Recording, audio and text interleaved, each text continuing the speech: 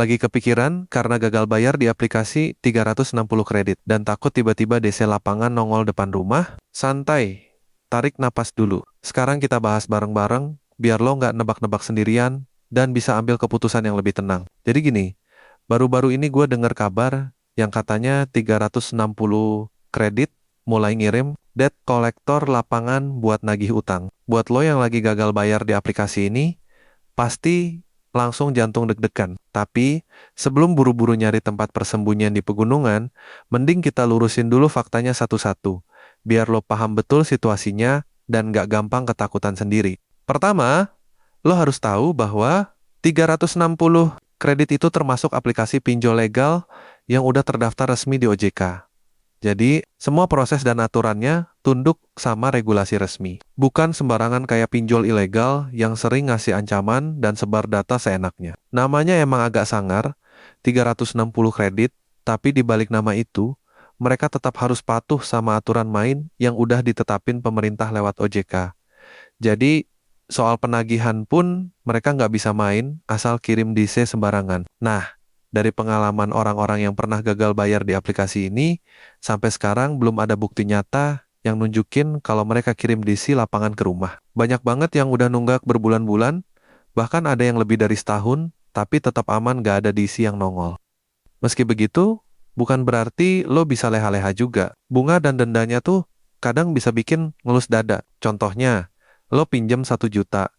Kalau gagal bayar dan terus-terusan nunggak, bisa-bisa total tagihannya nyentuh 2 juta. Untungnya, sekarang OJK udah ngasih batasan maksimal bunga dan denda, yaitu nggak boleh lebih dari 100% dari pokok pinjaman. Jadi, kalau pinjam 1 juta, maksimal jadi 2 juta, nggak lebih. Tetap berat sih, tapi setidaknya ada aturan jelas buat nahan agar utang lo nggak terus membengkak liar. Terus, gimana soal kabar DC lapangan yang katanya udah mulai turun? Jujur aja, sejauh ini kabar itu masih belum bisa dipastikan. Belum ada yang betul-betul valid ngomong, gue didatengin DC dari 360 kredit. Di grup-grup diskusi, para survivor yang gagal bayar juga bilang belum ada yang ngalamin didatangi secara langsung.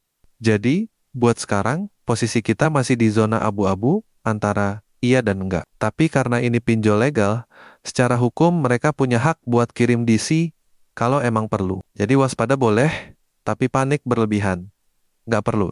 Hal lain yang perlu lo perhatiin adalah efeknya ke slik OJK alias B-checking. Kalau lo gagal bayar di 360 kredit, nama lo bakal tercatat di histori kredit nasional. Artinya, begitu lo ajukan pinjaman lagi di tempat lain, baik itu bank atau fintech legal lainnya, lo bisa langsung kedetek punya catatan hitam dan kemungkinan besar bakal ditolak. Tapi, kalau lo ngerasa udah kapok dan nggak mau minjam lagi, ya tinggalin aja. Selama lo nggak butuh pinjaman di masa depan, efek dari SLI ke OJK itu nggak akan terlalu kerasa buat lo.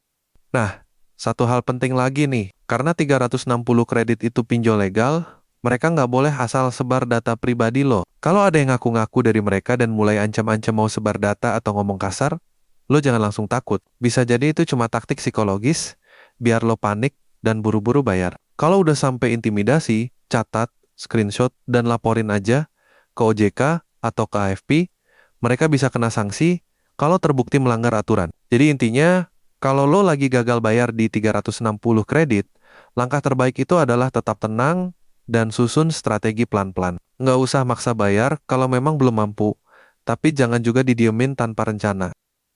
Dan yang paling penting, jangan gali lubang tutup lubang. Pinjam lagi di aplikasi lain buat nutupin utang lama itu, sama aja lo bikin siklus utang yang makin nyeret hidup lo. Mending fokus cari penghasilan tambahan. Zaman sekarang banyak banget peluang buat dapetin uang tambahan, asal lo mau gerak dan nyari jalan. Kesimpulannya, kabar soal DC lapangan dari 360 kredit itu masih belum bisa dipastikan. Sampai detik ini, belum ada bukti kuat kalau mereka benar-benar datang ke rumah. Jadi, lo nggak perlu buru-buru panik. Fokus aja buat keluar dari jerat utang dengan tenang dan perlahan. Tetap waspada, tapi jangan takut berlebihan. Kita semua pasti bisa bangkit lagi, asal tahu cara ngatur langkah. Kalau lo ngerasa informasi ini bermanfaat, jangan lupa like, share, dan subscribe. Biar makin banyak orang yang kebantu, dan nggak panik gara-gara info yang simpang siur. Bareng-bareng kita edukasi diri, biar nggak terus-terusan jadi korban jebakan pinjol.